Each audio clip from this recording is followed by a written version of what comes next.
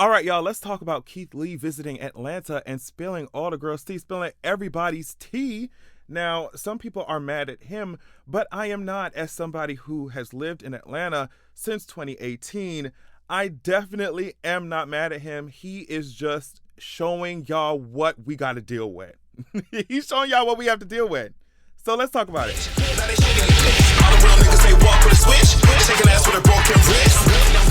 All right, so let's just get into it. Before I start dragging Atlanta, let me I've lived in Atlanta for a few years now, like I said, since 2018, and I love Atlanta. I love that there are so many black people here doing so many different kind of things professionally. There are so many black creatives and artists here, the entertainment industry, the drag scene, the black queer scene in general, the music scene. It's just a thriving cultural hub, especially if you're black and queer like I am. But as with most other things, there are other sides to Atlanta as well. And if you're a local, if you're somebody who's been living here, whatever, you live here. You know exactly what I'm talking about. There is another side to Atlanta. Yes, there's a culture, there's an art, there's a beauty. There is a beauty in Atlanta, but there is also another side. There's this hustle culture that exists in Atlanta. I'm not just talking about, make your money, hustle, make your money. That's different than hustle culture. What I mean by hustle culture is fuck everybody over and get your money. That's it. That's how you get your money. By fucking everyone over and exploiting people. There is that kind of culture. That a culture like that does exist in places in Atlanta. And so we got people doing things that they have no actual passion for just to make sure they can make a coin. We got scammers down here. We got people who try to exploit others, like I said, to keep up with the Joneses. We got people fronting like they're millionaires, making $30,000 a year. It's this facade-based hustle culture, classist, money over everything, phony shit right now. Like that's really what you can see in certain places. So I just want to be honest about that. Like, I love Atlanta. Like, don't get me wrong. I'm still here. I love Atlanta. I love, like I said, the art, the beauty, everything, that the culture that's here. But there's also another side that we see pop up. So what I think happened is that when Keith came into contact with that particular side of Atlanta, he was honest about his experience, and that shit just blew up online. Because you had some people mad that he was honest about what he experienced, but then you had people like me who were encouraging it. I'm like, no, Keith, please tell everyone, please tell everyone what we have to deal with sometimes in Atlanta. So a lot of us let's just get to the restaurants, right? A lot of us who live in Atlanta know that if you want to eat good, you got to avoid these certain specific brand of restaurants that's only for aesthetics. And even then, sometimes they don't even be for that. They don't even have the aesthetics. So I feel like there are two categories of places to eat in Atlanta. There's the places that you go because you actually want to eat, and there's the ones that you go to yen around the house. You know what I mean? To yen around the house. You know what I mean? You know what I'm talking about. There's the ones that you go to when you want a good experience, you want good food. And there's ones that you might go to for a moment because you're already in the city and you with your friends and y'all about to take pics, and maybe you get a cocktail from the place, but it's really not this. It's just some place that you gonna sit down, take pictures, and wait till your people decide. Wait till y'all decide what the next establishment is going to be, what the next spot is going to be. So those are the two kind of places. So now, speaking specifically about these real scammy ass hustle culture ass restaurants, they're gonna charge you an arm and a leg for some shit they got at Kroger. You gonna wait forever. Sometimes at these places, they're gonna look at you like you bothering them. And the rules for some of these places be given respectability. Girl, like, don't get me started. Don't get me started. And so you definitely don't want to go to anybody restaurant who's a celebrity or some socialite. I'm telling you that right now. If you're in the ATL, you do not want to visit nobody. ATL socialite, ATL celebrity restaurant. Those are the last places you want to go to get no fucking food. They care more about the money that they get from these establishments. And that's it. A lot of these hustlers do not have no passion for food or don't even care about it in the slightest. Don't care about giving a good customer service experience at all. They just care. They just like, girl, I made some money off a show. I made some money being a celebrity, whatever I am. I just wanted to pour it into a building and get some money back from it. And that's really what you see at some of these establishments. So when Keith went to Old Lady Gang, owned by Candy and her husband, which, by the way, a lot of people who live in ATL will tell you that they do not go there if they want to eat. There are so many terrible reviews about that shit online. No shade. It's no shade.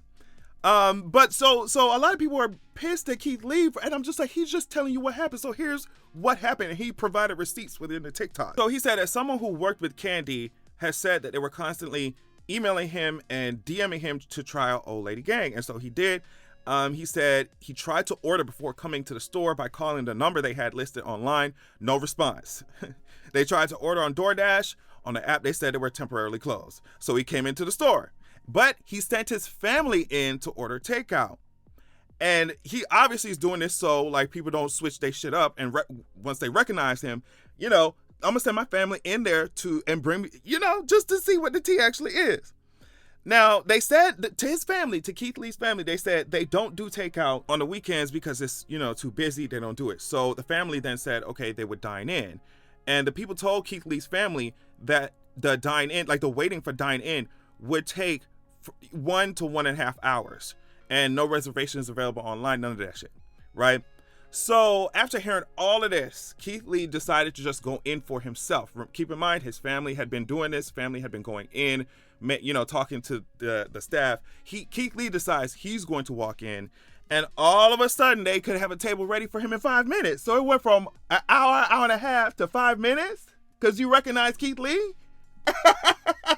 So Keith thought that was BS and decided that he would eat elsewhere because why all of a sudden you trying to, you know, push me up to the front because you recognize me, but you didn't care about giving good service to my family who you didn't recognize. He did not say those words. I'm just saying, like, based off of what he was telling us in the TikTok, that's how he's feeling. He was just like, I'm just like everybody else, you know. So if you're gonna do it for me, you got to do it for everybody else. And that's what I mean about the hustle culture thing, is that a lot of establishments are more focused on getting the views and clicks and engagement than giving a good experience to all of their customers. And if they did that, all the business would come to them anyway, and it wouldn't come with bad reviews. Then there was this another spot. He went to another spot called The Real Milk and Honey or something like that, but he didn't end up getting any food from them either. He didn't end up eating there either. This was his experience. He said he called the number and they said they do not take call-in orders. They only do it over DoorDash. Then he went to DoorDash, but they were closed on DoorDash. But online, they said they closed at 5 p.m. when he tried to order that shit on DoorDash at 4. So he said whatever, and this time he sent, like last time, he sent his family in instead of going in himself, right? So he sent his family into the actual store, but then they said that they were closed early for deep cleaning. Yet the door was wide open, and he said there were people in there getting their orders still, or there were people in there conducting some kind of business, right? So keep in mind, it's still his family in the store that they don't recognize, and they tell him, oh, we closed early, oh, blah, blah, blah, you know, whatever.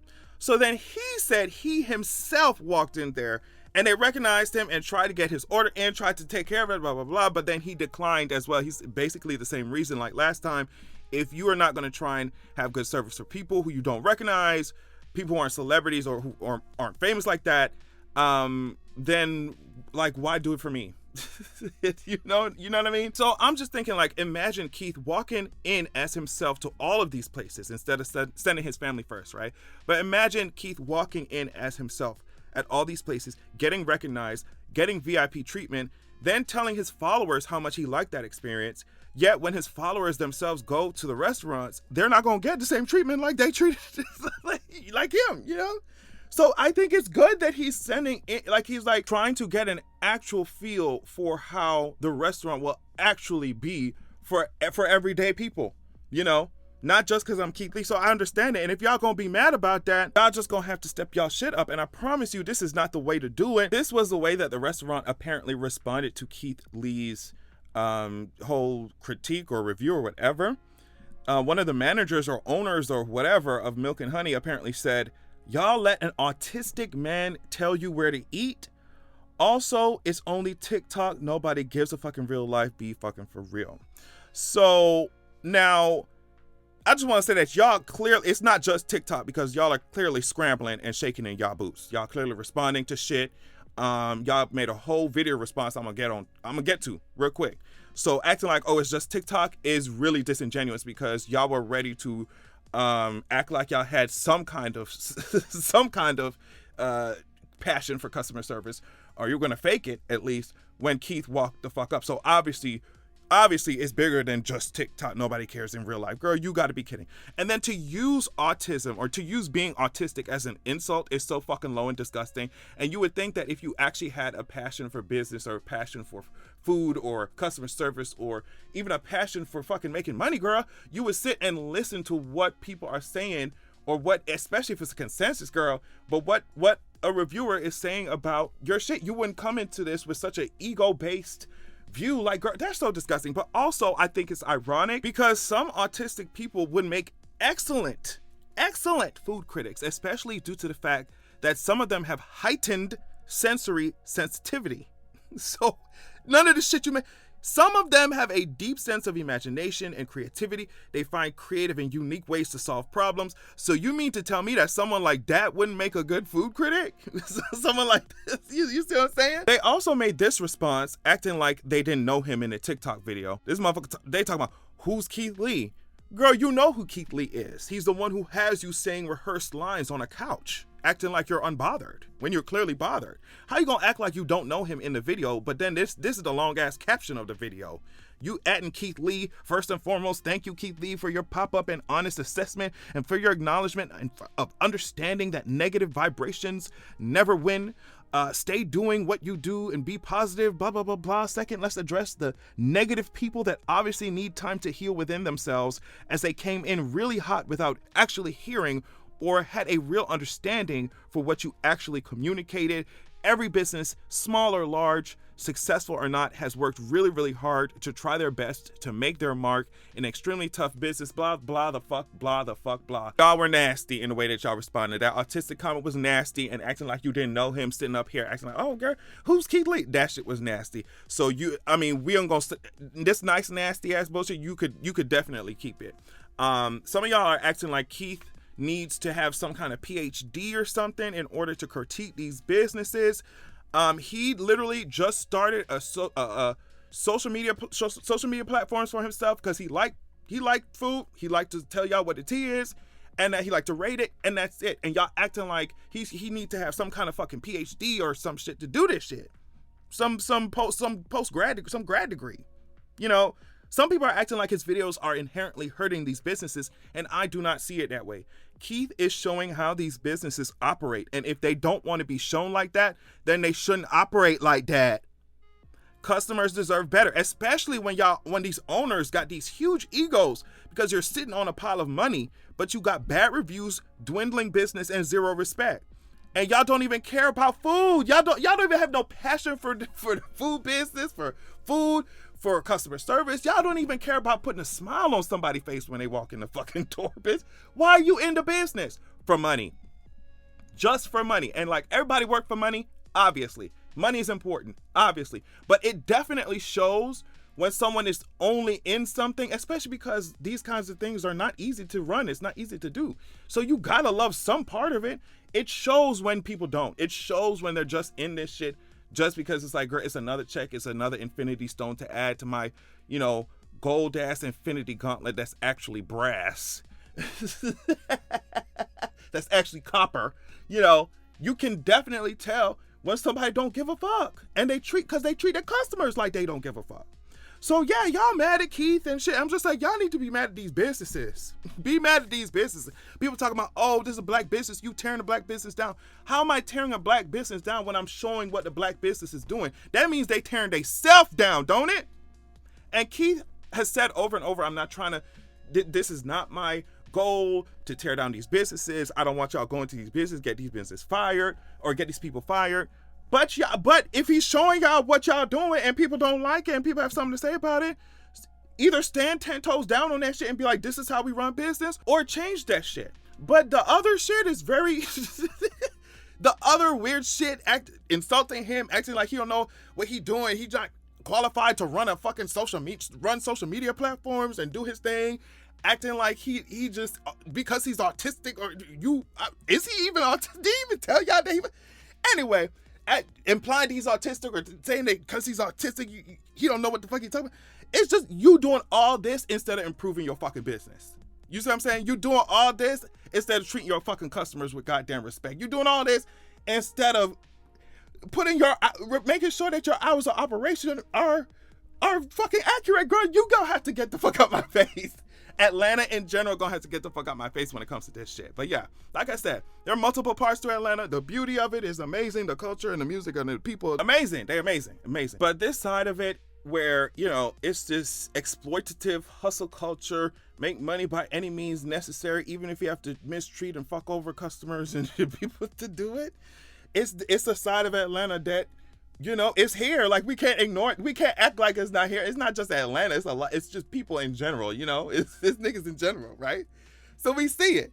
And we can't act like we not go like we don't see it. And if you want us to, you're gonna have to just follow somebody else, girl. I don't know why. Y'all acting like Keith ain't telling the truth. As somebody who lived here five years-ish, right? I'm telling you, that's the kind of experience that we be ducking and dodging in Atlanta. There are so many good spots. There are amazing spots, period. From clubs to restaurants to whatever, to art galleries to whatever, right? But you just got to find a way to avoid the scammy, weird establishments with shitty customer service. You really do. You really do. And so hopefully y'all will get it together. We need a few more Keith Lees to come down to Atlanta or something. Like, you, Keith, you're gonna have to come back. I don't know. We need a yearly, a monthly progress report. You got to come back, Keith. We need a monthly progress report on Atlanta's shit, because we tired of it too. We tired of it. Get their ass together. On that note, thank you so much for watching, y'all. Love y'all so much, and make sure that you have a good goddamn evening.